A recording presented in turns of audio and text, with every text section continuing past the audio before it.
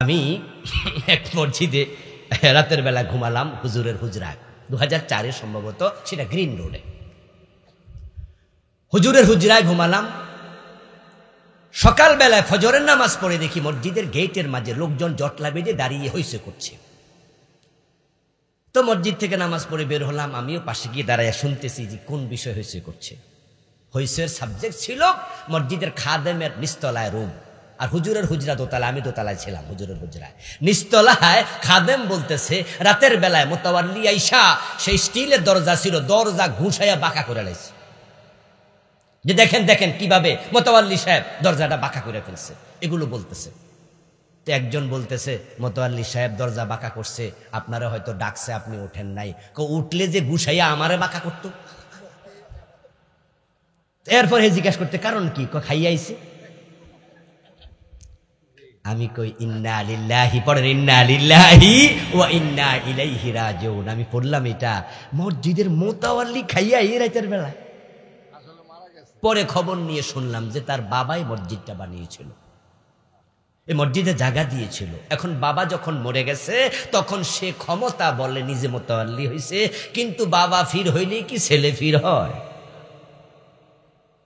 বাবা এমবিবিএস হলে কি ছেলে পেড়েতে এমবিবিএস হয়ে যাবে? বাবা মাওলানা হলে কি ছেলে মাওলানা হয়? যোগ্যতার প্রয়োজন আছে না নাই? হয়ে গেছে ছেলে মোতাওয়াল্লি, মদ খায়, সিনেমা হলের মালিক, মসজিদের সভাপতি হয়। কোথায় যাব আমরা? অযোগ্য লোকেরা নেতা হবে, এটা বাংলাদেশে খুব মিলছে না, ঠিক না? মমতাজ বেগম এমপি হয়েছে, রাসূলের হাদিস কেমনে মিলে গেছে? ক্লাস 5 পাস, 5 পাস মহিলা এমপি। আরেকটা প্রতিমন্ত্রী হইল বরিশালে বাড়ি একটা মহিলা, দেখলাম সংসদে দাঁড়াইয়া সে পড়তেছে আমার এলাকায় একটা ব্রিজ, হ্যাঁ ব্রিজ। শুনছেন না আপনারা? কি বুঝলেন? মানে কি বুঝলেন আপনি যে সে রিডিং পড়া পারে না, সে মন্ত্রী হয়ে গেছে, প্রতিমন্ত্রী। ও প্রিয় ভাইয়ের, রাসূলের হাদিস বাস্তবায়ন হয়েছে। গত স্বৈরাচার সরকার কিয়ামতকে আরো সামনে টেনে নিয়ে এসেছে। কত অপদার্থর এমপি বানাইছে হিসাব নাই। সিনেমার নায়িকা, গানের গায়ক, কত নষ্ট ভ্রষ্ট। ওই 5 টাকা শিল্পী মমতাজ, সে সংসদে এসে আমাদের মিজানুর রহমান আজহারের ভুল ধরে। সে বলছে আমি বুখারী পারি, মুসলিম পারি, ইবনে মাজাহ পারি, আবু দাউদ পারি, সব পারি। হে নাকি সব পারে। সিয়াসিত্তা, হ্যাঁ আমি সিয়াসিত্তা বলে নাই। ওরে বাবা রে বাবা। قال رسول الله صلى الله عليه وسلم اذا وسد الامر الى غيره فانتظر الصاب। ও আমার সাহাবা শোনো, যখন অযোগ্য পাত্রে নেতৃত্ব যাবে তখন কিয়ামতের অপেক্ষা করবে। কিয়ামত তো আমরা কাছে টাইনা আনতেছি। এই জন্য আমরা চাই দেশটাকে পরিশুদ্ধ করতে। 2000 ছাত্র প্রাণ দিয়েছে একটি নতুন বাংলাদেশ গড়ার জন্য। আমরা আগামীতে অযোগ্য কাউকে সংসদে নেতা হিসাবে দেখতে চাই না। আইন হওয়া উচিত, আমি মনে করি আইন হওয়া উচিত যে ডিগ্রি অথবা মাস্টার্সের নিচে কেউ এমপিতে দাঁড়াতেই পারবে না। কষ্ট লাগে তো, একজন মন্ত্রী একজন এমপি তাদের যখন সচিব থাকে, মন্ত্রীর সচিব যিনি, পিএস যিনি, উনিও তো ডিসির উপরে, ঠিক না? আপনি কি ভাবতে পারেন ডিসির উপরে? তো যে মহিলা রিডিং পড়তে পারে না হেডও তো মন্ত্রী। আচ্ছা, একজন সচিব যদি এর পিএস হয়, এই তো সচিব তো আত্মহত্যা করতে মন চায়, ঠিক না? প্রাইমারি স্কুল, হাই স্কুলের বিভিন্ন জায়গায় সভাপতি বানাইছে এমন মূর্খ, এমন মূর্খ মূর্খ সভাপতি অফিসে বসে হেডমাস্টারকে বলতেছে, হেডমাস্টার সাহেব এই যে রেজাল্ট দিলেন কয়দিন আগে, রেজাল্ট শুনান আমাকে। তো হেডমাস্টার সাহেব রেজাল্ট শোনাচ্ছে যে ছাত্র আছে ক্লাস 6-এ 60 জন, তার মাঝে স্যার 50 জন পাস করছে আর 10 জন অল সাবজেক্টে ফেল করছে। সভাপতি কয় তাহলে অল সাবজেক্টটা কেডা ফরা, হেরে খাড়া করান।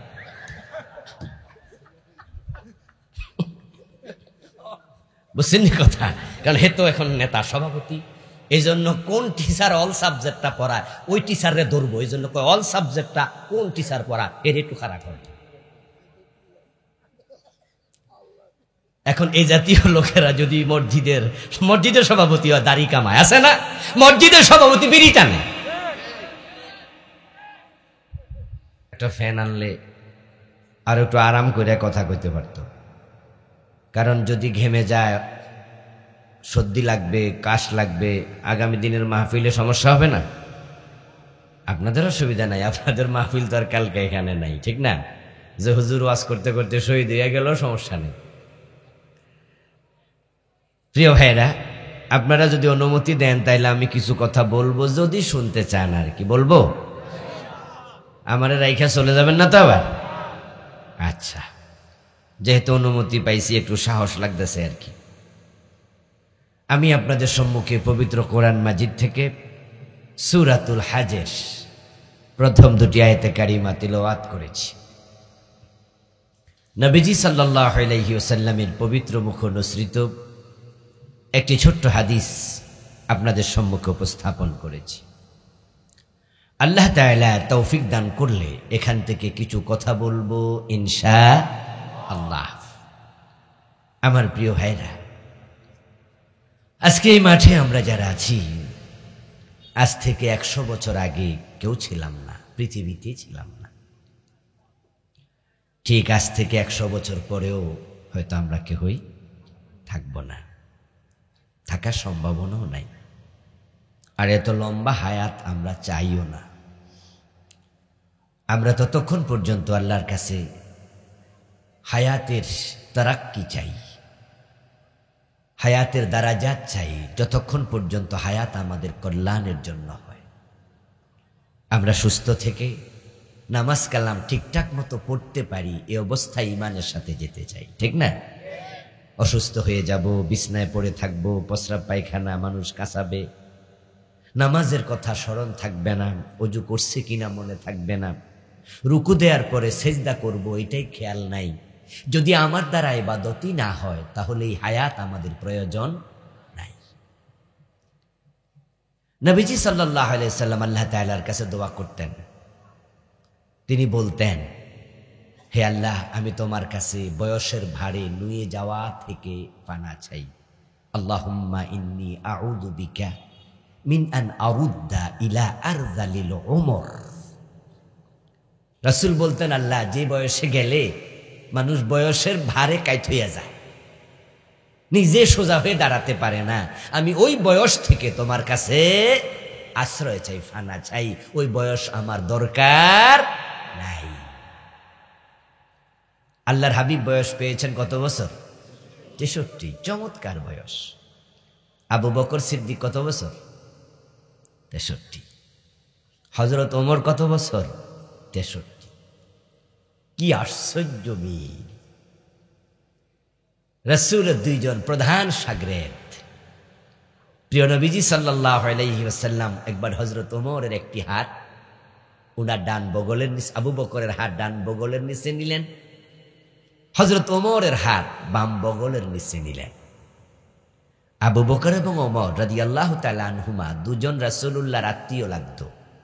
কি আত্মীয় লাগতো বলুন তো দেখি? শ্বশুর। মাশাআল্লাহ, দুজনই রাসূলুল্লাহ শ্বশুর। একজন বয়সে রাসূলের তুলনায় 2 বছরের ছোট, আরেকজন বয়সে 12 বছরের ছোট। রাসূলুল্লাহ দুজনের সিনিয়র। তাহলে মাঝে মাঝে শ্বশুরের চেয়ে জামাইয়ের বয়স বেশি হইলে কোনো অসুবিধা নাই। এখন তো আমাদের দেশে মানুষ বুড়ো বয়সে বউ মরিয়া গেলে আর বিয়ে করতে বউ পায় না, খুঁজা বিয়ে দিতে চায় না মানুষ, কোন বুড়ো হয়ে গেছে। অথচ নবীজি সাল্লাল্লাহু আলাইহি সাল্লামের বয়স যখন 59, তখনও তিনি বিয়ে করেছেন।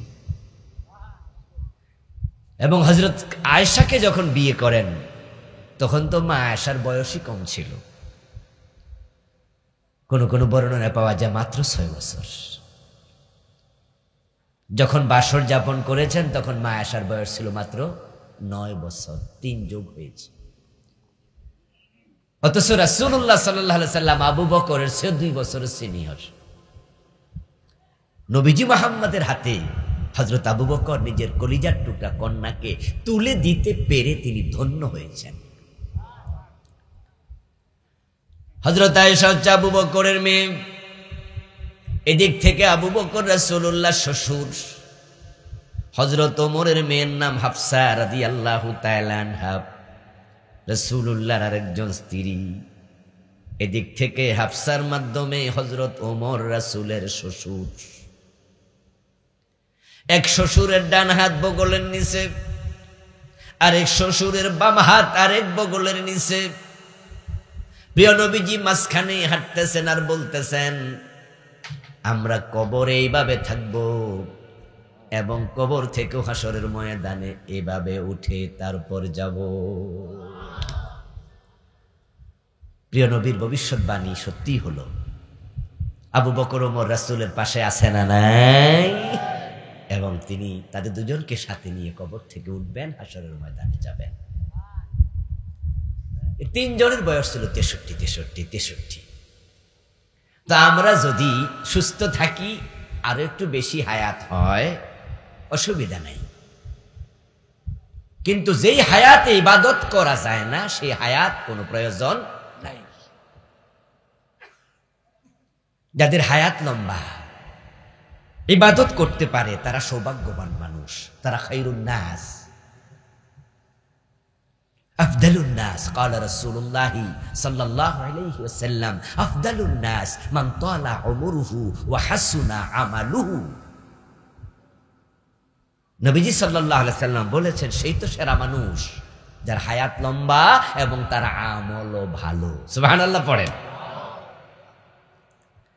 কারণ মানুষের হায়াত যখন লম্বা হয়, যদি সে সুস্থ থাকে, তাহলে তার আমল করার অবারিত সুযোগ তৈরি হয়। বয়সের একটা পর্যায়ে যাওয়ার পরে মানুষের গুনাহ করার প্রবণতা আস্তে আস্তে কমতেই থাকে। বয়স যখন 18, 20, 22, 25, 30, 32, 35, রাস্তার পাশ দিয়ে কোনো সুন্দরী মেয়ে যদি হেঁটে যায়, ওই বয়সের দাবি হলো, চাহিদা হলো, তার দিকে তাকাইলে মজা লাগে। 18, 20, 25, 26, 30 মনে মনে কয়, মেয়েটারে যদি বিয়ে করতে পারতাম, এই মেয়েটাকে যদি বউ বানাইতে পারতাম, কত সুন্দরী মেয়ে রে। কিন্তু যখন বয়সটা 55, 60 হয়ে যায়, তখন সুন্দরী মেয়ে দেখলে ওই বুড়া মুরব্বি যদিও চোখে পড়ে যায়, কখনো তাকায়, তাহলে মনে মনে কয়, যদি ফুতের বউ বানাইতে পারতাম। ঠিক নেই? এখন আর কিন্তু কয় না যদি আমি বিয়ে করতাম। কি কথা কি আপনার আমার সাথে দ্বিমত না? এখন যেমন আপনারা যারা বুড়া আছেন, সুন্দরী মেয়ে দেখলে কি মনে মনে কন্যাকে বিয়ে করতাম না? আপনি বরং বলেন যে, আরে ভাই, এটা তো পছন্দ হয়েছে রে, যদি আমার ফোলাটার বিয়ে করাইতে পারতাম। আমার দোস্ত, এবার বলুন তো, 20 বছর বয়সে আপনি ওই মেয়েটার দিকে যে নজরে তাকাইছেন, 55, 60 বছর বয়সে যখন পুতের বউ বানানোর চিন্তা নিয়ে তাকাইছেন, নজর কি একরকম হয়েছে নাকি? তাহলে যৌবনের নজর ছিল শাহওয়াতের নজর, কামুক নজর। এই নজরটা ছিল অপবিত্র নজর। যদি বিয়ে করতে পারতাম, যদি প্রেম করতে পারতাম, যদি লইয়া পলাই যেতে পারতাম। কিন্তু যখন 60 বছর বয়স ওই মেয়ের দিকে তাকাইছেন, যদি আমার ফুতের বউ বানাইতে পারতাম, তখন নজরটা অপবিত্র হয় নাই, তখন চিন্তাটা আইছে আমার মাইয়ার মতো। ফুতের বউ আর নিজের মেয়ে আমরা একরকম দেখি, ঠিক না? যদিও তখনও তাকানো শরীরভাবে জায়েজ নাই, কিন্তু আমি বলছি, যদি তাকানো, যদি চোখও পড়ে, ওই সুন্দরী মেয়ের সৌন্দর্য আপনার চোখ অপবিত্র করে না। এই বয়সটা আস্তে করে মানুষকে কন্ট্রোল হতে শিখায়। সুবহানাল্লাহ পড়েন। এটা বয়সের দাবি।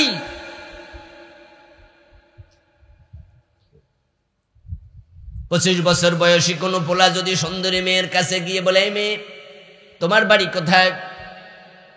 মেয়ে বলবে, আপনার কি দরকার?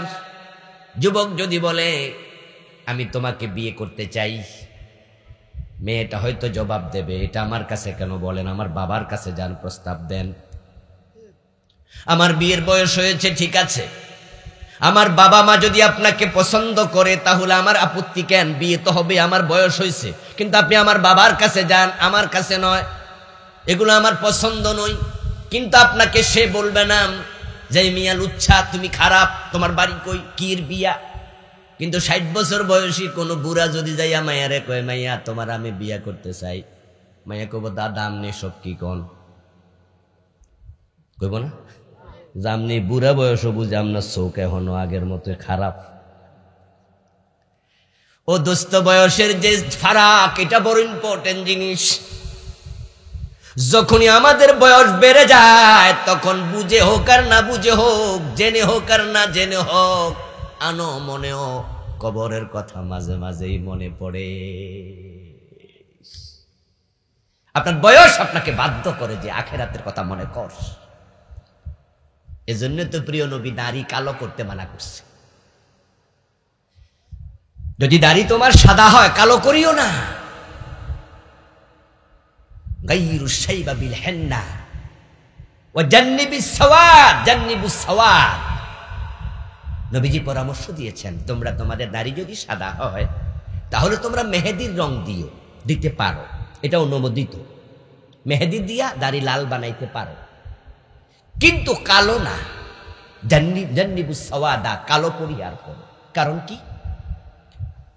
কারণ আপনার সাদা দাড়ি, এটাকে লাল বানানোর পরেও কিন্তু আপনার আয়নার সামনে দাঁড়াইলে মনে হবেই বয়স আস্তে আস্তে বাড়তেছে। এই লাল দাড়ি বলে দেয় তোমার বয়স আর আগের মতো, সাদা দাড়ি বলে দেয় তুমি ধীরে ধীরে কবরের দিকে যাচ্ছ। এই সাদা দাড়ি আপনার জন্য সিগন্যাল হয়, আপনাকে আয়নার সামনে স্মরণ করাইয়া দেয় কবরে যেহেতু যাইবা, কবরে যাওয়ার আগে প্রস্তুতি নেওয়া দরকার আছে না নাই? আর এটা কালো বানায়া ফেললে সিগন্যাল দেয় না, মনে আর পড়ে না।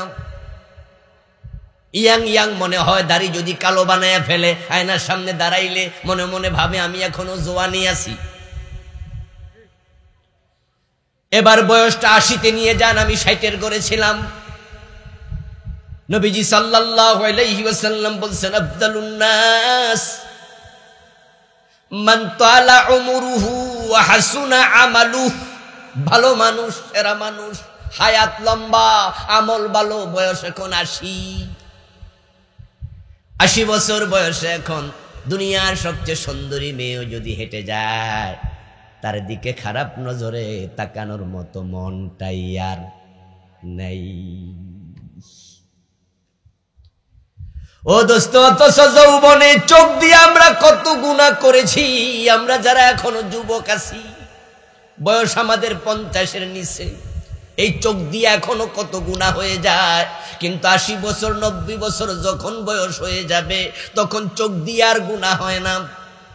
বয়স যখন 60, অফিস আপনাকে বায়ে বায়ে জানাইয়া দেবে বাড়ি চলে যাও, তখন অফিসে আর ঘুষ খাওয়ার কোনো ব্যবস্থা নাই।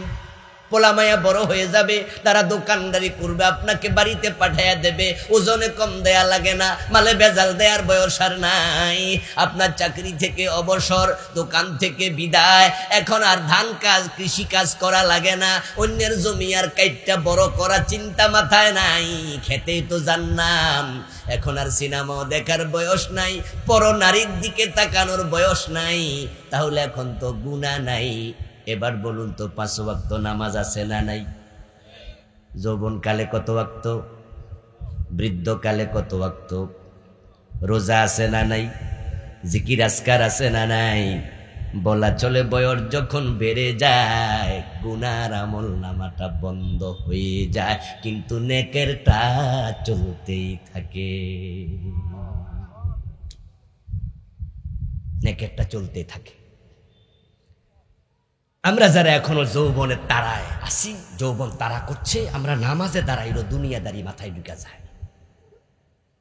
কারণ যে বেটা দোকানদার মাঝে মাঝে নামাজে খাড়ায় দোকানের হিসাব করে, যে বেটা অফিসে অফিস কাজ করে, অফিসার নামাজে খাড়াইলো, শয়তান আইসা অফিসের কথা মনে করে দেয়, এই কালকে তো এই কাম করতে হবে।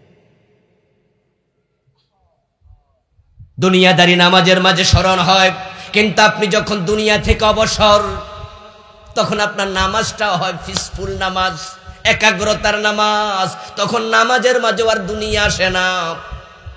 আপনি রাতের বেলায় ঘুমানোর সময় ভাবেন বয়স তো হয়েছে, তাহলে তো হতে পারে আজকে ঘুমে মরে যাব, তাওবাটা করে মরি। আর আমরা যারা যৌবন কালে আছি, দাঁড়িয়ে এখনো সব পাকে নাই, দাঁড়িয়ে এখনো পুরা কাঁচা, বয়স 30, 32, 50, 40, আমাদেরকে শয়তান এসে বলে, আরে না, তোর এখনো মরার টাইম হয় নাই, তুই বাঁচলে তাওবা করতে পারবি, গোশ আরো কয়দিন খাইয়াল, সুদ আরো কদিন খা, অন্যায় আরো কয়দিন কর, তারপরে হজে গিয়া কাবার গিলাপ জড়ায় ধরে তাওবা করে নিস। কিন্তু এমনও তো হতে পারে সব গুনাহ চলমান রেখে আল্লাহর কাছে যাওয়া লাগবে। এজন্য যৌবন কালে তাওবা কইরা মরা এটাও জটিল। অসংখ্য গুনায় মানুষ লিপ্ত থাকা অবস্থায় মরে যায়। আমি এমন মুরব্বী পেয়েছি যে মুরব্বীরা আমি জিজ্ঞাসা করছি, কানে কানে, মুরব্বী আপনার কাছে এখন দুনিয়া দাঁড়িয়ে এসে মানুষ টাকা পয়সা পাইবনি, এখন লেনদেন যে করছেন কিছু মানুষের, বলো হুজুর কি যে কোন, এগুলো তো কত আগেই ক্লোজ করে আসছি, এখন তো আমি শুধু মসজিদে যাই আর বাড়িতে আসি, জিকির আজকার করি, এখন আমি দুনিয়া নিয়ে ভাবা লাগে না, আমার পোলাপান বড় হয়েছে, সাইটটা খাওয়া আমি খাই আর সারাদিন আল্লাহ বিল্লাহ করি। আমার কি সুন্দর লাগলো এই কথা শুনে, সুবহানাল্লাহ। এই লোকটা যদি মরে যায় তাহলে এই লোকের দুনিয়া কেউ পানা দানা নাই, ঠিক না, 1 টাকা ঋণ নাই। সে এখন সুদে টাকা লাগায় না, অথচ যৌবনে হয়তো সে সুদে খাইছে। এখন সে কাউকে ঠকায় না, হয়তো যৌবনে সৌজনে কম দিছে, মালে বেজাল দিছে। এখন বলা চলে তার জীবনটা অনেকটাই শুধু আল্লাহমুখী। এই জন্য প্রিয় নবী বলছে সে সৌভাগ্যবান মানুষ, শ্রেষ্ঠ মানুষ, যার হায়াত লম্বা এবং আমল ভালো। যাই হোক, আমি আসতেছিলাম যেখান থেকে এদিকে, সেটা হচ্ছে আমরা খুব বেশি বাঁচতেও চাই না। আজ থেকে 100 বছর পরে আমরা কেউ হয়তো পৃথিবীতে থাকবো না। 100 বছর আগে ছিলাম না, 100 বছর পরে থাকবো না, মাঝখানে কিছুদিন চলে যেতে হবে সকলকেই। এখন প্রশ্ন হলো কোথায় যাবেন, কোথায় যাবেন? হাল আতা আলাল ইনসানি হিনুম মিনাদ দাহর লাম ইয়াকুন শাইয়াম মাযকুরা। একটি সময় মানুষের জীবনে এসেছে, সে দুনিয়াতে স্মরণ করার মতো কিছুই ছিল না। আবার একটা সময় আসবে পৃথিবীর কোনো মানুষ তাকে মনে আর রাখবে না। আমেরিকার বর্তমান প্রেসিডেন্টের নাম কি? Donald Trump. উনার পূর্বে কে ছিল? Joe Biden. তার পূর্বে ডোনাল্ড ট্রাম্প, এর পূর্বে বারাক ওবামা, নাকি? যে এর পূর্বে ক্লিন্টন, আচ্ছা এর পূর্বে আরেকজন, এর পূর্বে আরেকজন, এর পূর্বে আরেকজন, আচ্ছা এর পূর্বে কে? 8 নাম্বার পিছন থেকে যান, একজনও বলতে পারবেন না। আমেরিকায় প্রতি 4 বছর পর পর নির্বাচন হয়। তো 4 বছর পর পর যদি নির্বাচন হয়, তাহলে 40 বছরের ভিতরে 10 জন প্রেসিডেন্ট চেঞ্জ হয়েছে। এখন আমরা এইভাবে যদি ধরি, তাহলে 10 নম্বর কে? 40 বছর আগে যে বেটা প্রেসিডেন্ট ছিল, হতে পারে সে এখনো বাইসে আছে, কিন্তু দুনিয়ার মানুষ তার নামটাই জানে না, অথচ সে আমেরিকার প্রেসিডেন্ট। উরি বাবা, আমেরিকার প্রেসিডেন্ট মানে হচ্ছে বর্তমান তামাম দুনিয়ার নেতা। এই ডোনাল্ড ট্রাম্পের নাম জানে না এখানে আমরা কয়জন আছি? সবাই জানে।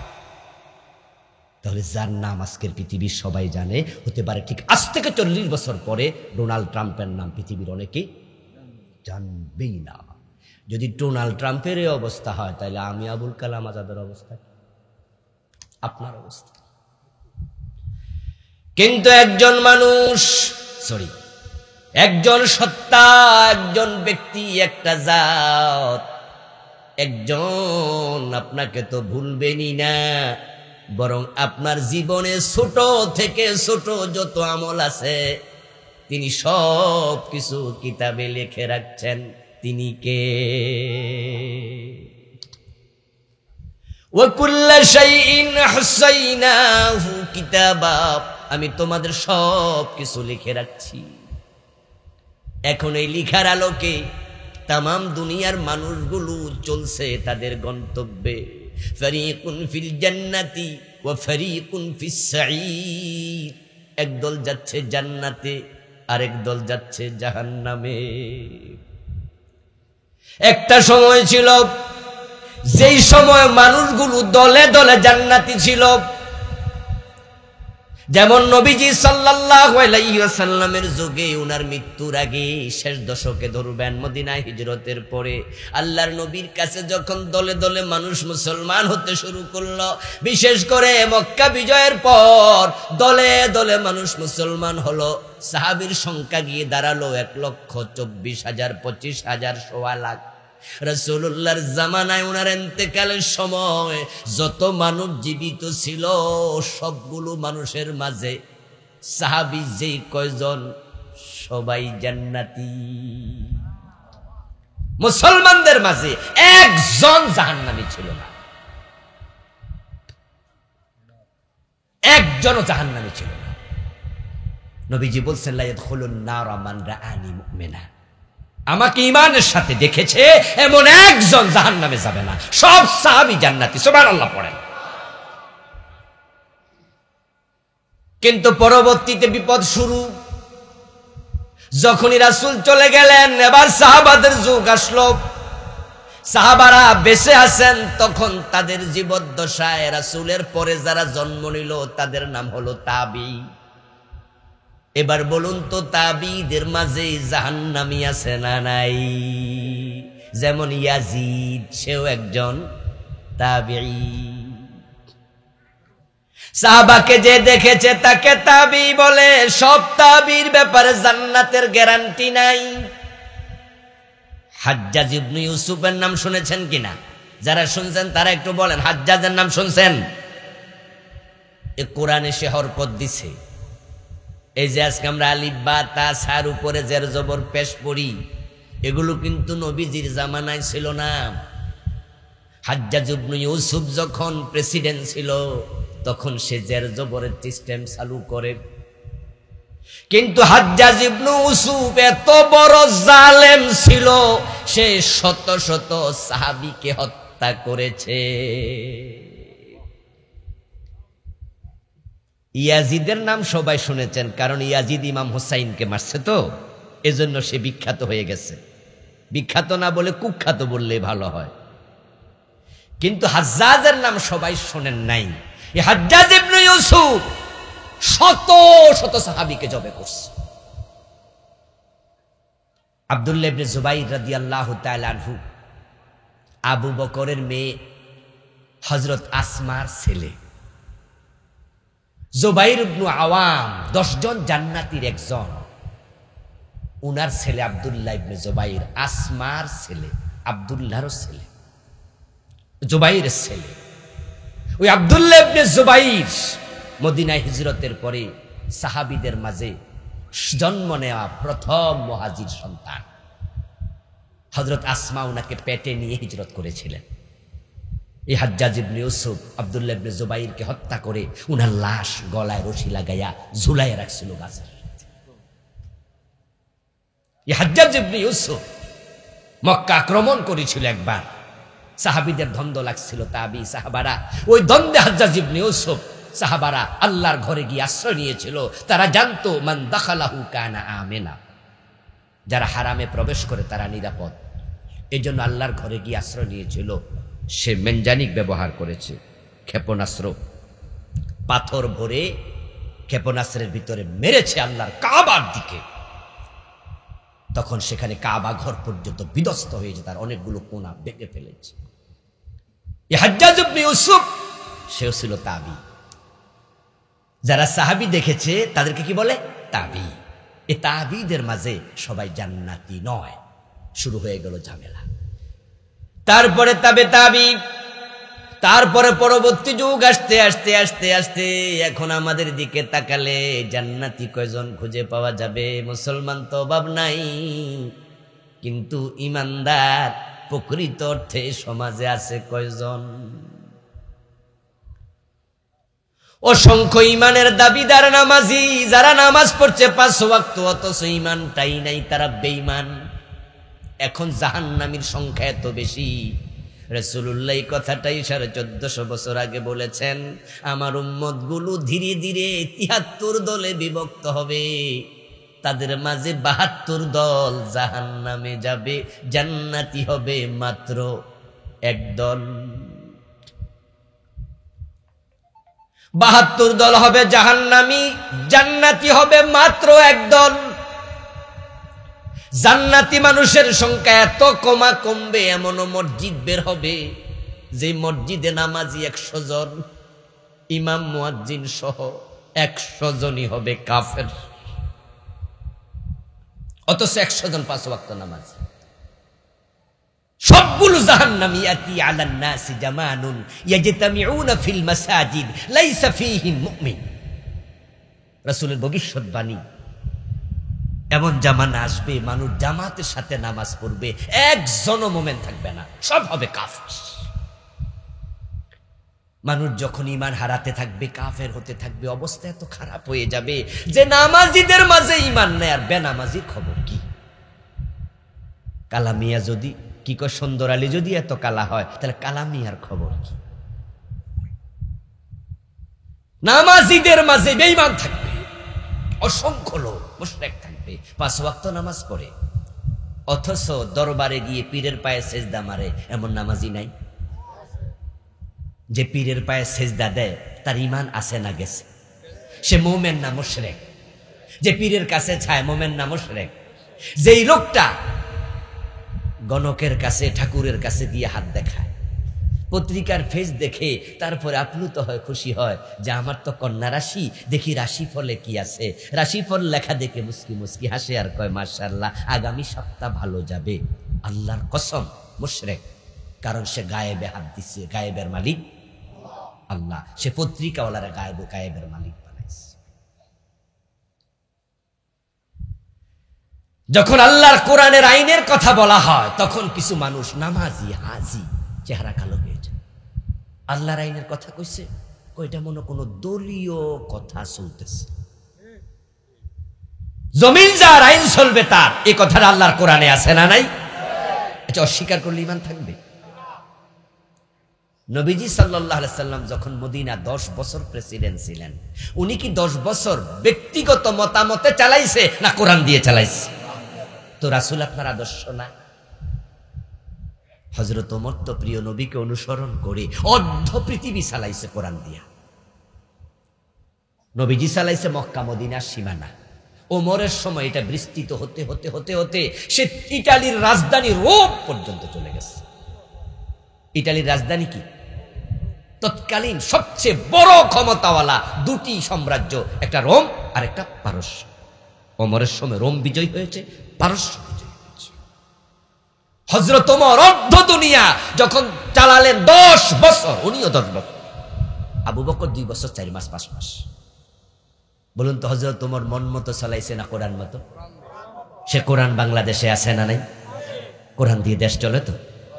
এই কথা বললে আপনার কাছে মনে হলো এটা রাজনীতি। আল্লাহর কসম, আল্লাহর আইনের কথা শুনে যদি আপনার অন্তরটা একটু বাঁকা হয়ে যায়, আপনিও বেঈমান, ঈমান আপনারটাও শেষ। এইভাবে যদি অবস্থা হয়েছে, কম্বলের লোম বাঁচতে বাঁচতে পরে আর কি নাই? কম্বল নাই। আজকের এই যুগে কাফের, মুশরিক, মুনাফিক বাঁচতে যদি শুরু করেন, তাহলে মসজিদে মোমেন পাবেন না, খুব কম, খুব কম, খুব কম। একটা সময় এমন হবে তাম পৃথিবীতে একজন মোমেনও আর থাকবে না। আল্লাহ তাআলা জমিনের দিকে তাকায় যখন দেখবেন জমিনে আর মোমেন একজনও নাই, তখন আল্লাহ সিদ্ধান্ত নেবেন এই জমিনের প্রয়োজন আর নাই। ওয়ামা খালাকতুল জিন্না ওয়াল ইনসা ইল্লা লিয়াবুদুন। কোরআন মাজিদে আল্লাহ বলে, আমি মানুষ এবং জিন আমার ইবাদতের জন্য বানাইছি। যখন ইবাদতকারী থাকবে না, তখন এই জমিনের দরকার আর। তবে পৃথিবীর মানুষগুলো হঠাৎ করে বেঈমান হয়ে যাবে না। ধীরে ধীরে বেমান হবে, বেঈমান হবে, কাফের হবে। রাসূল বলছেন তাকুনু বাইনা সাআতি ফিতানুন কাকিতাইল লাইলিল মুসলিম ইউসবিহু ফিহা আর-রাজুলু মুমিনা ফায়ুমসি কাফিরা। কিয়ামত যখন আগাবে तमाम দুনিয়া থেকে অন্ধকার রাতের আধারের মতো ফিতনা বের হবে। ওই ফিতনার যোগে মানুষগুলো সকাল বেলায় মুমিন থাকবে, সন্ধ্যা বেলায় কাফের হয়ে যাবে। সরকার বলবে, গত সরকার বলেছে ক্লাস 6 বইতে মানুষ নাকি এক সময় বানর ছিল। মানুষের প্রথম ব্যক্তি বানর ছিল। বানরটা গাছে লাফালাফি করতে করতে ওটা লেজ পড়ে গেছে। তো লেজ পড়ে যাওয়ার পরে হঠাৎ করে কোনো একদিন সে হেসকা টান মারছে, সোজাই খাড়াইছে, মানুষ হয়ে গেছে। তারপরে তার থেকে ধীরে ধীরে এবার আমরা জন্ম নিচ্ছি। 2023 ক্লাস 6 বই, বাংলাদেশে। আচ্ছা, আপনাদের কাছে আমার প্রশ্ন, এই বিশ্বাস যদি কেউ লালন করে সে মোমেন না কাফের? কাফের। কেন কাফের? কারণ আল্লাহ তাআলা কোরআনে বলছে প্রথম মানুষের নাম কি, বানর না আদম? বলেন সবাই, বানর না আদম? আমরা কি বানরের জাত না আদমের গোষ্ঠী? কোরআনের ফুরা 180 ডিগ্রি উল্টা ঢুকাই দিল সিলেবাস। যারা জেনে বুঝে এটা ঢুকাইছে সবগুলো বেঈমান হয়ে গেছে। আচ্ছা, এটা যারা মানবে তারা কি মুমিন থাকবে না বেঈমান হবে? আমরা আলেম ওলামারা প্রতিবাদ করলাম যে সব চলবে না বাংলাদেশ। তখন এটা সিলেবাস থেকে স্থগিত করা হলো। কিন্তু কিছু লোক বলল যে হুজুররা শুধু শুধু সরকারের বিরুদ্ধে কথা কয়। আচ্ছা, এটা থাকলে অসুবিধা কি? আমরা কি আর এটা মানিনি? পড়াইলে অসুবিধা কি? মিস্টার ডারউইন মিয়া কইছে, তো ডারউইনের কথা পড়াইলে এলেম তো হয়, জ্ঞান তো হয়, বিশ্বাস না করলে তো হয়। মানে ঘুরাইয়া গাড়াইয়া এটার সাপোর্ট করে, তারা অভিমান হয়ে গেছে। 2024 ক্লাস 7 বই, আরেকটা কুফুরি পাওয়া গেল। সে কুফুরি হচ্ছে সমকামিতা। শরীফ শরীফার গল্প শুনছেন নি? যারা শুনছেন তারা একটু হিঞ্জমিয় কন্যা শুনছেন? অনেকে শুনিনি নাই। ক্লাস 7 বইতে নতুন আরেকটা কুফর ঢুকাইছে। এটার নাম হলো LGBTQ। আপনারা অনেকে শোনেন নাই, কিন্তু এটা সিলেবাসের বইতে গতবার ঢুকাইছে। স্কুল মাদ্রাসা সব জায়গায় ক্লাস 7 বই।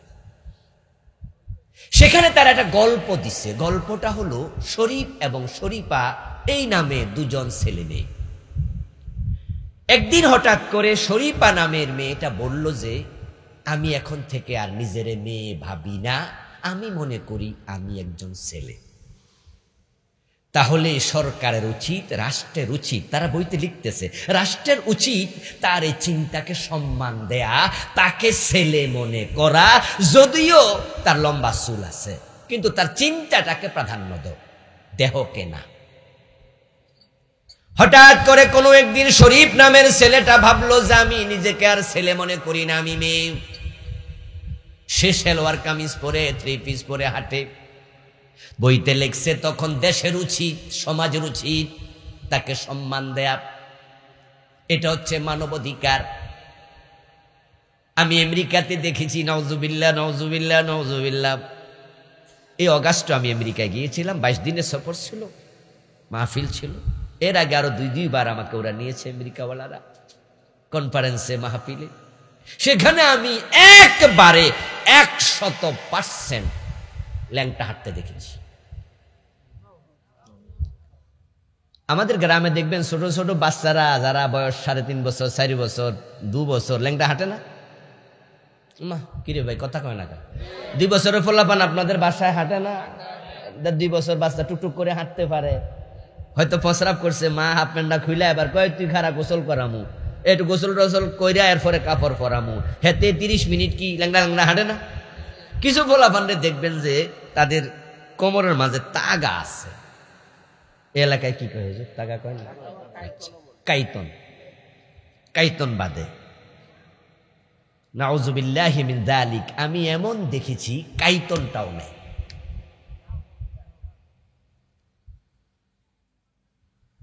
নিউ ইয়র্ক, বাংলাদেশে যদি হাঁটতো আমরা পিছন দিয়া পাছায় বাড়ি দিতাম লাঠি লইয়া, মুরব্বীরা দৌড়ানি মারত, মানুষ সিসি করত, বলতো এই পাগল নাকি, বেয়াদব নাকি, কি হয়েছে, মহিলা মানুষ ল্যাংটা হাঁটতেছে কেন, বেনিটি ব্যাগ কাঁধে হাঁটতেছে রাতের বেলা। আচ্ছা, ওই দেশে কেউ কিছু কেন বলে না? উত্তর হলো, তারা এমন ভাবে মানবাধিকারের সবক দিছে যে যার যাহা মনে চায় সে তাহাই করিবে। এই জন্য তাদের পার্লামেন্টে কথা উঠছে যে ছেলে যদি কোনো ছেলেকে বিয়ে করতে চায়, ইয়েস, ওদের দেশে আইন বললো যে না, যদি চায় করুক, মানবাধিকার। কোন মেয়ে যদি মেয়েকে বিয়ে করতে চায়, তারা বলে করুক। তাই তাদের দেশে তারা আইন পাশ করিয়েছে। আমেরিকা, ইউরোপের 50টার কাছাকাছি রাষ্ট্রে অলরেডি সমকামী বিবাহ আইনে রূপ লাভ করেছে। ওরা বলে যার মনে চায় তাই করো। ঠিক ওই চিন্তা আমাদের ক্লাস 7-এর বইতে 2024-এ ঢুকেছে। বুঝবেন কিন্তু কথা আমার। আপনাদের কাছে আমি জিজ্ঞাসা করতে চাই, ছেলে বানায় মেয়ে বানায় কে? ওয়াবাসসা মিনহুমা রিজালান কাসীরান ওয়া নিসা। সূরা নিসার প্রথম আয়াত, আমার আল্লাহ বলে আদম এবং হাওয়া থেকে আমি অগণিত নারী অগণিত পুরুষ দুনিয়া ছড়াইয়া দিছি। খালাকনাকুম আজওয়াজা। আল্লাহ বলে আমি তোমাদেরকে জোড়ায় জোড়ায় বানিয়েছি, বানিয়েছি পুরুষ, বানিয়েছি নারী। আল্লাহ বলে আমি নারী পুরুষ বানাইছি, আর তারা কয় না না, ও মিয়া যদি নিজের মেয়ে মনে না করে তো তোমার দরকার কি, হে যা করে করুক। তাহলে আল্লাহর সিস্টেমের সাথে ডিরেক্ট যুদ্ধ ঘোষণা। আবহমান কাল থেকে চলে আসা সামাজিক যে কালচার, সবটাকে তারা ভেঙ্গে চুরে খান খান করতে চায়। আল্লাহ তাকিয়ে দেখবেন দুনিয়ার দিকে, মানুষগুলো এক একজন এক এক জায়গায় কুফরি করছে, শিরিক করছে, নাস্তিকতা করছে। তিনি তাকিয়ে দেখবেন তামাম পৃথিবীতে মানুষ আছে 1000 কোটি, মানুষ আছে 1200 কোটি, কিন্তু মুমিন আছে মাত্র 2000-5000। পুরা বাংলাদেশে মানুষ আছে 30 কোটি। আল্লাহ তাকিয়ে দেখবেন মুসলমান মুমিন আছে 500। কমতে কমতে এমন কমা কমবে কিয়ামতের আগে, তখন রাসূলুল্লাহ বলেন ইন্নাল্লাহা ইয়াবআসু রিহাম মিনাল ইয়ামান আলিয়ানা মিনাল হারির। আল্লাহ ইয়ামান নামক দেশ থেকে একটা বাতাস প্রবাহিত করে দেবেন, যে বাতাসের স্পর্শটা হবে রেশমি কাপড়ের চেয়েও কোমল। ফালা তাদাউ মান কানা ফি কলবিহি মিসকালু হাববাতিন মিনাল ঈমান ইল্লা কাবাযাতহু। ওই বাতাসের কাজ হবে মুমিনদের জান কবজ করা। আজরাইলের যেই কাজ, আল্লাহ সেই কাজটা ওই বাতাসকে দেবেন। যার অন্তরে সরিষার দানা পরিমাণ ঈমান থাকবে, ওই বাতাসটা গায়ে লাগার সাথে সাথে ওই মুমিন মরে যাবে। সহিহ মুসলিমের হাদিস। ইয়ামান নামক দেশ থেকে সে বাতাস তামাম পৃথিবীতে ছড়িয়ে যাবে। এই বাতাস প্রবাহিত হতে হতে হতে হতে হতে হতে যখন পৃথিবীর 4 দিক পৌঁছে যাবে, তামাম দুনিয়াতে মুমিন একজনও আর থাকবে না। قال رسول الله صلى الله عليه وسلم لا تقوم الساعة ولا أحد يقول الله الله। জমিনে আল্লাহ বলার মতো যদি একজন মুমিনও থাকতো তাহলে কিয়ামত হতো না। যেদিন কিয়ামত হবে তাহলে বোঝা যায় জমিনে ঈমানদার একজনও আর নাই। এবার আপনাদের কাছে আমার 2-একটা প্রশ্ন, আপনারা একটু জবাব দিয়েন, আমি কথা বলবো, আপনারাও বলবেন মাঝে মাঝে আমার সাথে। কিয়ামত কি আগাচ্ছে না পিছাচ্ছে? আগাচ্ছে। তাহলে কিয়ামত যদি আগায়, তাহলে কিয়ামত কেন হবে, কোন কারণে হবে, কখন হবে, কিভাবে হবে, বিস্তারিত আলোচনা কোরআন হাদিসে আছে না নাই? ইমানদার কমে যাবে, তাই কিয়ামত হবে, সোজা কথা। এখন কোন কোন কারণে মানুষের ইমান আমল নষ্ট হবে সে বিষয়গুলো আমাদের সজাগ সচেতন হওয়া লাগবে। না হয় এমনও তো হতে পারে যে আপনিও একজন কাফের হয়ে যেতে পারেন। ধীরে ধীরে মানুষ বেঈমান হবে, সকালবেলা মুমিন, সন্ধ্যাবেলা ইমান হারা। যেই সমস্ত উপলক্ষ সামনে রেখে আল্লাহ তাআলা কিয়ামতকে সামনে আনবেন, এগুলোকে বলা হয় আলামাতুস সাআহ। আমরা কিভাবে বুঝবো কিয়ামত আসতেছে? নবীজি সাল্লাল্লাহু আলাইহি ওয়াসাল্লাম তিনি আমাদেরকে শুনিয়েছেন যে তোমরা যখন দেখবে পৃথিবীর এই এই অবস্থা হচ্ছে, তখন বুঝে নেবে কিয়ামত হতে আর বেশি দেরি নাই। কিয়ামতের কিছু বড় বড় আলামত আছে, কিয়ামতের কিছু ছোট ছোট আলামত আছে। রাসূলুল্লাহ সাল্লাল্লাহু আলাইহি ওয়াসাল্লাম কিয়ামতের আলামত প্রসঙ্গে অসংখ্য হাদিস তিনি আমাদের সম্মুখে তুলে ধরেছেন। আমি আপনাদের সম্মুখে কিয়ামত নিয়ে সামান্য কিছু আলামত বলবো। এই আলামতগুলো সামনে নিয়ে আপনি সতর্ক হবেন। নবীজি বলছেন কিয়ামত যখন আসবে এলেম উঠে যাবে। এখন আমাদের এলেমের কি খবর? আজকের মাহফিলে যারা আছেন সবাই কোরআন পড়তে পারেন? যারা পারেন সবাই বিশুদ্ধ পারেন? যারা বিশুদ্ধ পারেন তারা অর্থ জানেন? আত্মসমালোচনা করুন তো এই পবিত্র কোরআন মাজিদের বিসমিল্লাহর বা থেকে মিনাল জিন্নাতি ওয়ান নাসের সিন পর্যন্ত সবটা একটাবার তরজমা শেষ করছেন। এখানে কতজন আছেন? অথচ কোরআনের এলেম শিক্ষা করা নফল না ফরজ? তাহলে আমরা নিজেরাই তো কিয়ামতের আলামত।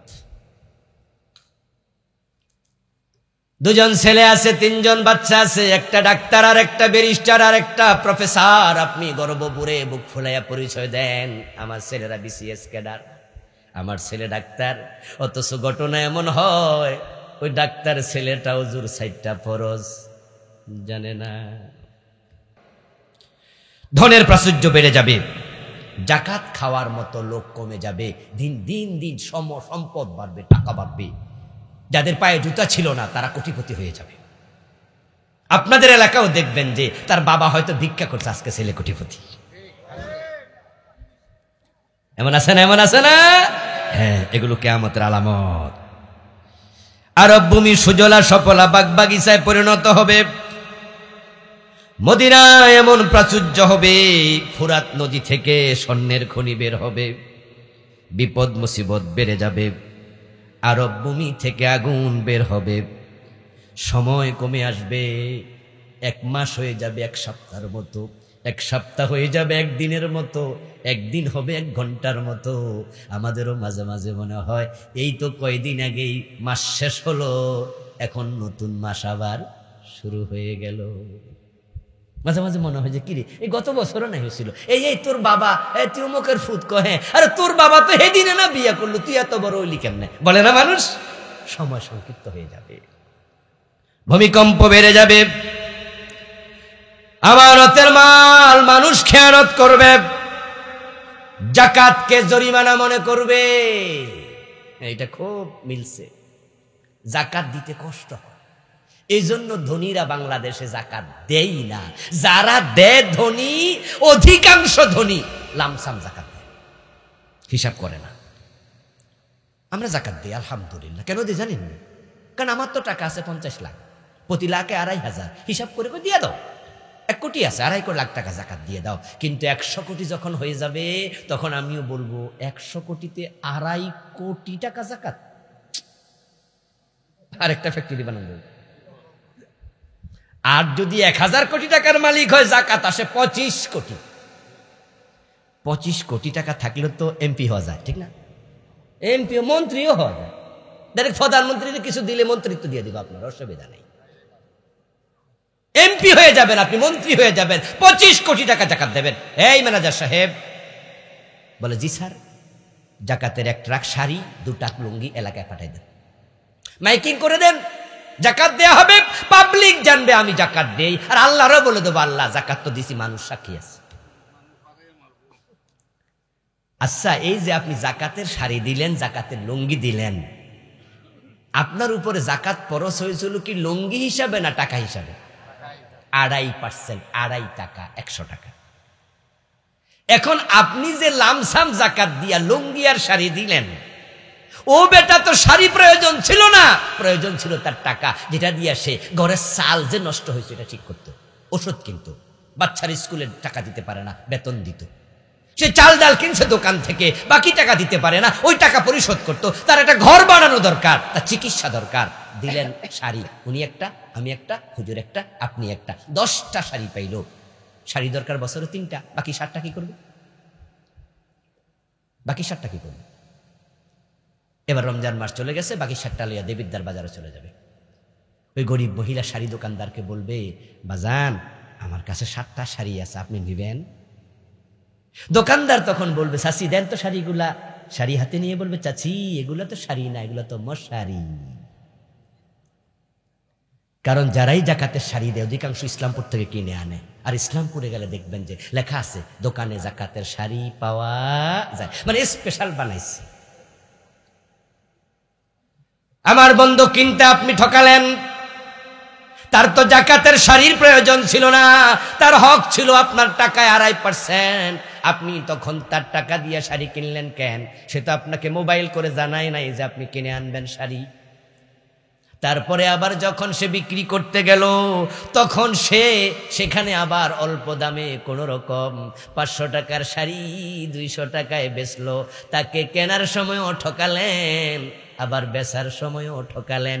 গরিবের হক নষ্ট করার অধিকার আপনাকে কে দিল? ওয়াল্লাযীনা হুম লিযাকাতি ফাইলুন।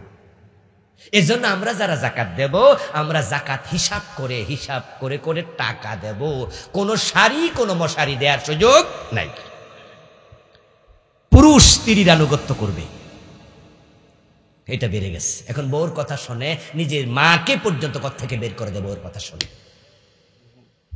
মায়ের নাফরমানি করবে, মসজিদে শোরগোল বেড়ে যাবে, ফাসেক গোত্রের নেতা হবে।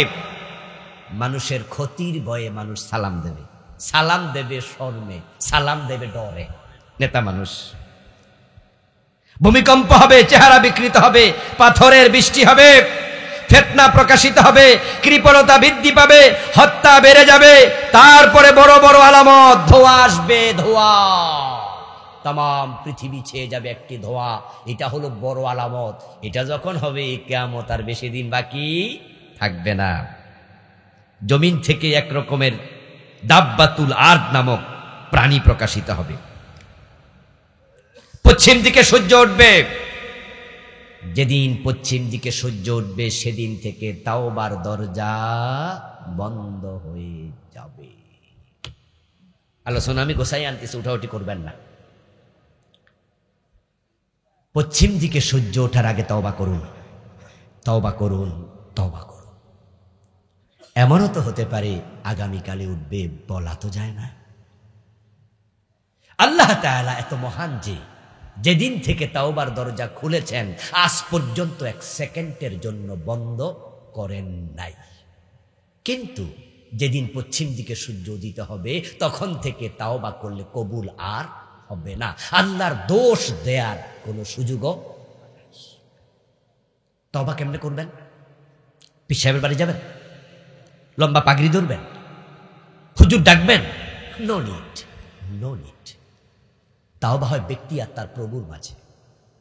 আপনি আপনার আল্লাহকে বলবেন, রব্বানা যালামনা আনফুসানা ওয়া ইল্লাম তাগফির লানা ওয়া তারহামনা লানাকুনান্না মিনাল খাসিরিন। আল্লাহ, আমি গুনাহ করে ফেলছি, আল্লাহ তুমি ক্ষমা না করলে আমার উপায় নাই। আমি ওয়াদা করছি এই গুনাহ আমি কোনোদিন আর করব না। এটার নামই তাওবা, এটার নামই তাওবা। পকেটে সুদের টাকা রেখে আস্তাগফিরুল্লাহ বললে লাভ নাই, পকেটে ঘুষের টাকা রেখে আতুবুইলাই বলে লাভ নাই, বোনের সম্পদ নিজের অধীনে রেখে আল্লাহ ক্ষমা চাই বলে লাভ নাই। হারাম পরিত্যাগ করো, পাওনাদারের পাওনা ফিরাইয়া দাও, তারপরে আল্লাহকে বলো, আল্লাহ এই গুনাহ আমি আর করব না। এটার নাম তাওবা।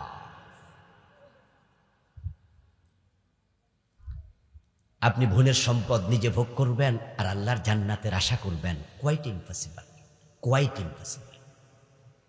বাপ মরছে 10 বছর, মা মরছে 7 বছর, নিজেরটাও খায় বোনেরটাও খায়, এমন কিছু লোক এই আজকের মাহফিলে নেই, এখানেও আছে।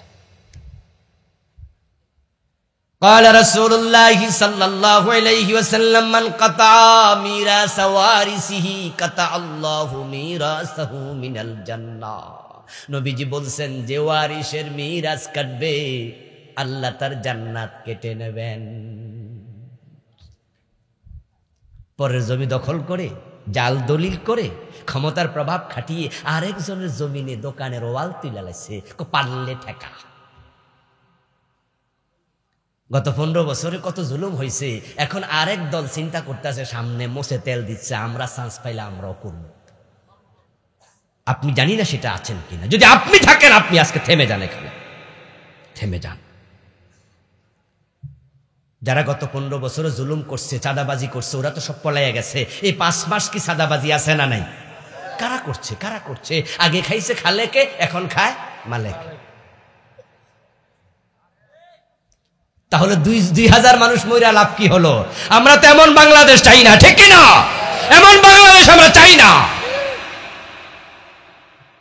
দুর্নীতির বিরুদ্ধে, বৈষম্যের বিরুদ্ধে মাথা তুলে দাঁড়ান না। পরিবর্তন হবে, পরিবর্তন হবে ইনশাআল্লাহ। পড়েন, আমাদের ছেলেরা পেরেছে, তো আমাদের সন্তানরা পেরেছে, ভাইয়েরা পেরেছে। আমরা আগে ভাবতাম যে বিপ্লবের জন্য অস্ত্র লাগে, বিপ্লবের জন্য হাতে ট্রেনিং করা অস্ত্র লাগবে, না হয় আপনি কুলাইতে পারবেন না, ওরা অস্ত্র মেরে আপনারা শেষ করে দেবে। আমরা দেখলাম যে অগাস্টের 5 তারিখ পর্যন্ত অস্ত্র ছাড়া রাস্তায় নেমেছে, শুধু জীবন দিতে শিখেছে, বিপ্লব হয়ে গেছে। অন্যায়ের বিরুদ্ধে মাথা তোলেন, মাথা তোলেন, কথা বলুন, দাঁড়িয়ে যান না। আপনার এলাকায় যদি এমন হয় যে বিচারে, গ্রাম্য বিচারে উল্টাপাল্টা বিচার করে, গোশ খাইয়া বিচার উল্টাইয়া দেয়, এমন জালেম আছে না? আপনারা বাকিরা দাঁড়াইয়া যান, মাথা তুল। আপনারা বলেন নাই আসেন আমরা এটা মানবো না, শুরু করে দেন, দেখবেন হয়ে যাবে। প্রতিবাদ করতে শিখেন না ভাই। قال رسول الله صلى الله عليه وسلم من أخذ شبرا من الأرض ظلما فإنه يطوقه يوم القيامة من 7 أرضين। আমার রাসূলুল্লাহ বলেছেন, 1 বিঘত জমি যদি জোর করে দখল করো, আল্লাহ 7 বিঘত বড় করে গলায় ঝুলাবে। 7 গুণ বড় হবে, 7 গুণ। দাজ্জালের আত্মপ্রকাশ ঘটবে। দাজ্জাল যখন আসবে, নবী ঈসা আলাইহিস সালাম তার সাথে যুদ্ধ করবে। নবী ঈসা কবে আসে আমরা জানি না। দাজ্জাল যদি প্রকাশিত হয়ে যায়, ঈসা নবী আসমান থেকে নেমে আসবে, ইমাম মাহদীর সাথে একদল লোক ঈসা নবীকে সাথে নিয়ে দাজ্জালের বিরুদ্ধে যুদ্ধ করবে। এই জিহাদের জন্য প্রস্তুতি নেন, ডাক আসলেই চলে যেতে হবে। ঈসা নবী আসমানে জিন্দা আছেন, আল্লাহ কোন দিন পাঠিয়ে দেয় আমরা জানি না। হতে পারে আগামী বছর, হতে পারে পরের বছর, হতে পারে 5 বছর পরে, হতে পারে 10 বছর পরে, হতে পারে আপনি দেখেই যাবেন, আপনি দেখে যাবেন। ঈসা নবী আসমান থেকে একা আসবে, ফেরেশতার কাঁধে ভর দিয়ে জমিনে নামবেন তিনি। মুজাহিদদের আগ থেকে রেডি থাকবে, দামেস্কের এক মসজিদে তিনি নামবেন। ইমাম মাহদীর সাথে অসংখ্য মুজাহিদ অপেক্ষায় থাকবেন। সেদিন ঈসা নবী আসবে, দাজ্জালকে খুঁজে বের করে বাবেল লুদ নামক জায়গায় হত্যা করবেন। ঈসার সাথে কোনো মুজাহিদ আসমান থেকে আসবে না, জমিনে কিছু মুজাহিদ রেডি থাকবে। আমরা হব ঈসার সঙ্গী মুজাহিদ। মাল্লাম ইয়াগজু ওয়ালাম ইউহাদ্দিস বিহি নাফসাহু ফামাতা আলা শুবাতিন মিনান নিফাক। রাসূল বলেন, যে জিহাদ করেনি, জিহাদের চিন্তা অন্তরে লালন করেনি, সে মুনাফিকের একটি শাখার উপর মৃত্যুবরণ করবে। প্রিয় ভাইয়েরা,